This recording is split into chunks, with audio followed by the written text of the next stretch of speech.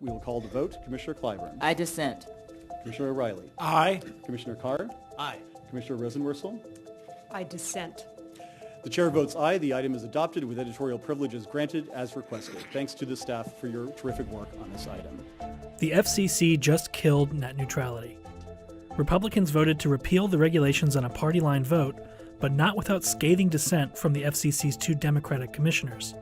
Here's what Commissioners Jessica Rosenworcel and Mignon Clyburn had to say. Net neutrality is internet freedom. I support that freedom. I dissent from this spirally spun, legally lightweight, consumer-harming, corporate-enabling, destroying internet freedom order. I dissent because I am among the millions outraged. Outraged because the FCC pulls its own teeth, abdicating responsibility to protect the nation's broadband consumers.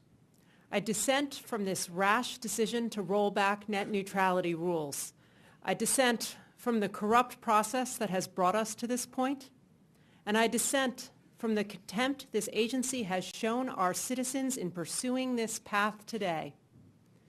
This decision puts the Federal Communications Commission on the wrong side of history, the wrong side of the law, and the wrong side of the American public. Because the public can plainly see that a soon-to-be toothless FCC is handing the keys to the internet, one of the most remarkable, empowering, enabling inventions of our lifetime, over to a handful of multi-billion-dollar corporations. And if past is prologue, those very same broadband internet service providers that the majority says you should trust to do right by you will put profits and shareholders' returns above what is best for you. As a result of today's misguided action, our broadband providers will get extraordinary new powers. They will have the power to block websites, the power to throttle services, and the power to censor online content. They will charge inscrutable below-the-line fees, raise prices unexpectedly, and put consumers on hold for hours at a time, who will have their best interests at heart in a world without clear and enforceable rules. They will have the right to discriminate and favor the internet traffic of those companies with whom they have a pay-for-play arrangement, and the right to consign all others to a slow and bumpy road. Particularly damning is what today's repeal would mean for marginalized groups, like communities of color, that rely on platforms like the internet to communicate. You see, traditional outlets rarely, if ever, consider their issues or concerns worthy of coverage. It was through social media, remember, that the world first heard about Ferguson, Missouri, because those legacy outlets did not consider them worthy enough for coverage until that hashtag started trending. They say, just trust us. But know this, they have the technical ability and business incentive to discriminate and manipulate your internet traffic. And now this agency gives them the legal green light to go ahead and do so. One broadband provider who had in the past promised to not engage in pay prioritization has now quietly dropped that promise from its list of commitments on its website. We're told, don't worry, competition will save us. But the FCC's own data show that our broadband markets are not competitive.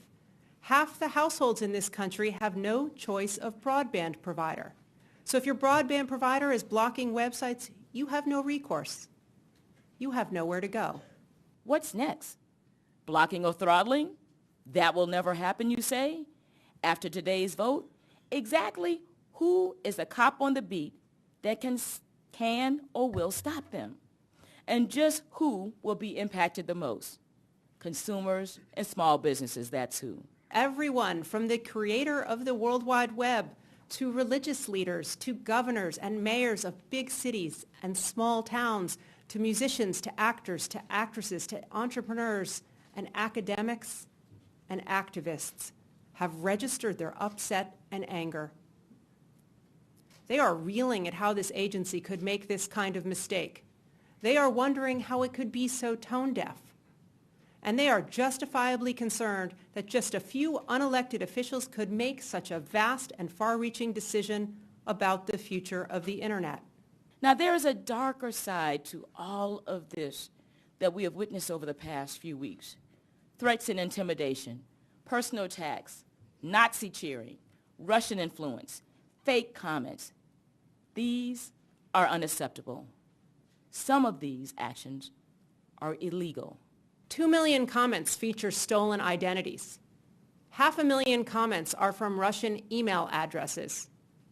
50,000 consumer complaints are inexplicably missing from the record. I think that's a problem. I think our record has been corrupted and our process for public participation lacks integrity. 19 state attorneys general agree. They have written us demanding we halt our vote until we investigate and get to the bottom of this mess. This is the new norm at the FCC. A norm where the majority ignores the will of the people. A norm where the majority stands idly by while the people that they are committed to serve, that they've taken an oath to serve, are about to lose so much. I worry that this decision and the process that brought us to this point is ugly. It's ugly in the cavalier disregard this agency has demonstrated to the public, the contempt it has shown for citizens who speak up, and the sheer disdain it has for public opinion. When you really wake up and see what has changed, I fear it may be too late to do anything about it because there will be no agency empowered to address your concerns. This item insidiously ensures that the FCC will never be able to fully grasp the harm it may have unleashed on the Internet ecosystem. We're told, don't worry, the Federal Trade Commission will save us. The FTC is an agency with none, nada, technical expertise in telecommunications.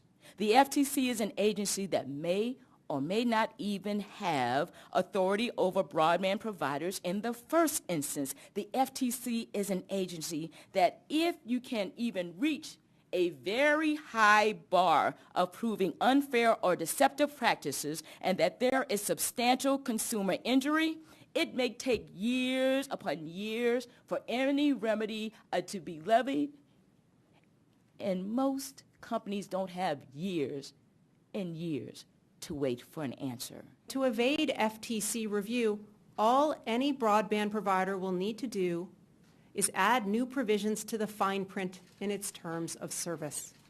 There is a basic fallacy underlying the majority's actions and rhetoric today. The assumption of what is best for broadband providers is obviously what is best for America. Unlike its predecessors, this FCC has not held a single public hearing on net neutrality. But what saddens me the most today is that the agency that is supposed to protect you is actually abandoning you. But what I am pleased to be able to say today is that the fight to save net neutrality does not end today. The agency does not have the final word. Thank goodness for that. I will call for the yeas and nays. All in favor, say aye. Aye. Aye. Opposed? No. The ayes have it. The item is carried.